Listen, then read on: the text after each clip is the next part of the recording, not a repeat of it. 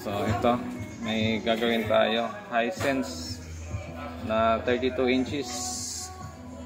So problema nito, saksak natin. At kung bago lang kasi sa aking channel, huwag kalimutan mag-subscribe yan. So pumuputi lang yung taas niya, tapos hindi na natuloy. Pero meron niyang backlight. Ayun oh, may aninag siya. Ayan, nagba-backlight siya. Okay, so sa tingin ko ang problema nito ay panel issue. Buksan natin. Okay, so ito yung mainboard natin. Tapos gamit na top cord ay yung ganito. Dalawa yung source scope. So pag ganito, dito mayroon tayo dito clock signal 1, 2, 3, 4, 5, 6. Yan.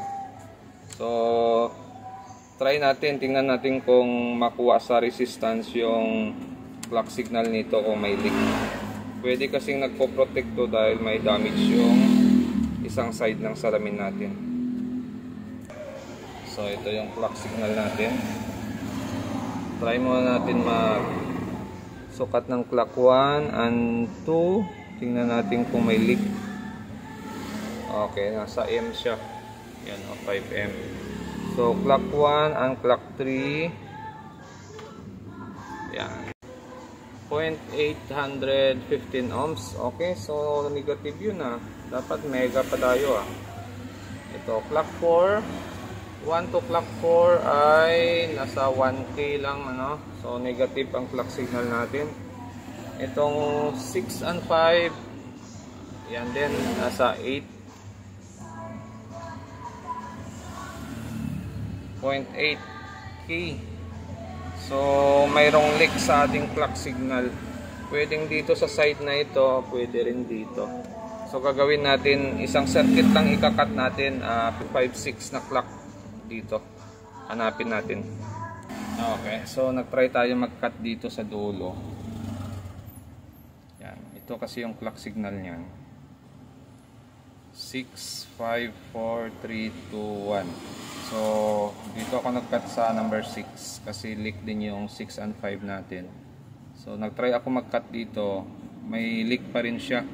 So, lumipat tayo sa kabila. Yan. So, ito naman yung clock 6 natin. 6, 5, 4, 3, 2, 1. So, kinat natin to. Ngayon, ang reading ng ating clock 6 and 5. Yan, dito natin malalaman na nagbago na yung reading niya.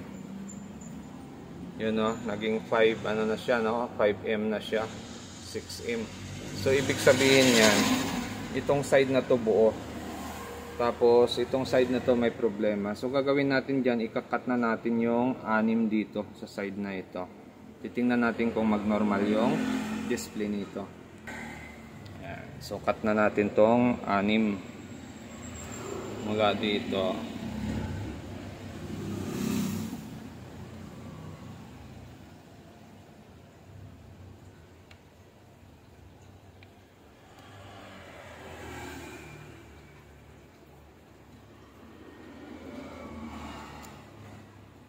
Yan. So nakat na natin. Try ngayon natin. Titingnan natin kung magkaka-display na ito. At kung okay pa ba yung salamin nito. Nag-cut tayo dito ng 6 pin lang, medyo madilim yung display natin. Kaya ginawa ko dito, pinat ko na yung tatlo rito. Ito, 1, 2, 3. Yan, yung circuit na yan ay papunta pa yan sa labas na side ng source scope natin. Kaya pwede pa siya i-cut. Pero itong side na ito, yung papasok sa ating source scope ay hindi ka na pwede dyan mag-cutting. So ito, palabas ito. Yan. So nung nag-cut tayo dyan, bali anong kinat natin dyan? 6, 7, 8, 9 pin. Ay nagkaroon na siya ng display. At hindi na nawawala yung display niya. Yun na. Yan. So nagpo-program lang tayo ng TV Plus natin. Okay? So nagkaroon na siya ng display at nag-normal na siya. So bali yun lang naging problema nito. Hahanapin nyo lang talaga kung saang side ang may problema. So para hindi kayo mahirapan sa pagbalik, isang circuit lang ang kakat nyo muna, kagaya sa ginawa natin, isang circuit lang. Na-trace natin kung saan may problema. So itong side na to may problema, kaya lahat kinat na natin ng clock signal. Kaya lang hindi rin nag-clear, kaya nagdagdag pa tayo ng cutting. So doon natin siya nahuli. Okay? So hanggang dito na lang yung ating video, at kung bago lang kayo sa aking channel, huwag kalimutan mag-subscribe. Sa susunod ulit natin na video,